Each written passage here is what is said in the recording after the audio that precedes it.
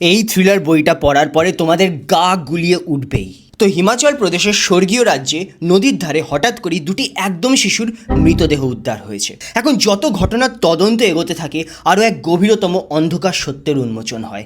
এক নিকৃষ্টতম অপরাধের বেড়াজাল ছড়িয়ে পড়েছে আফ্রিকা, আমেরিকা এবং এশিয়া মহাদেশ জুড়ে। ডার্ক ওয়েব নামক ইন্টারনেটের অচেনা গলির পেছনে ঘটে চলেছে শিশুদের ওপর অকথ্য অত্যাচার এবং তার ভিডিওগুলোকে লাইভ স্ট্রিম করা হচ্ছে, যেগুলো চড়া দামে পুরো বিশ্বজুড়ে বিক্রিও করা হচ্ছে। এবং 2 বছর ধরেও খুঁজে পাওয়া যাচ্ছে না যে পিশাচীয় বর্বরতার পেছনে আসলে কারা রয়েছে। বইটার নাম হলো জাহান্নামের কিস্সা, লিখেছেন কৌশিক দাস। একটি অত্যন্ত ভালো রিসার্চ করা ক্রাইম থ্রিলার। বইটাতে বারবার দেখানো হয়েছে যে যদি ধরা পড়ার ভয় না থাকে তাহলে অনেক ভালো মানুষও নিজের লালসাগুলোকে চরিতার্থ করার জন্য বিবেকবোধকে সম্পূর্ণরূপে ধ্বংস করে দিতে পারে। ভাষার শালীনতা বজায় রেখে অত্যাচারের যে নিপুণ বর্ণনা করা হয়েছে তা সত্যি প্রশংসনীয়। ভালো লেগেছে যে অহেতুক গল্পটাকে কোথাও বিস্তার করা হয়নি এবং কোনো রকম সেকেন্ড পার্টের অপেক্ষা আমাদের করতে হবে না এবং আমাদের ভিডিওসের অপেক্ষা করতে হবে না যদি ফলো করে দাও তো।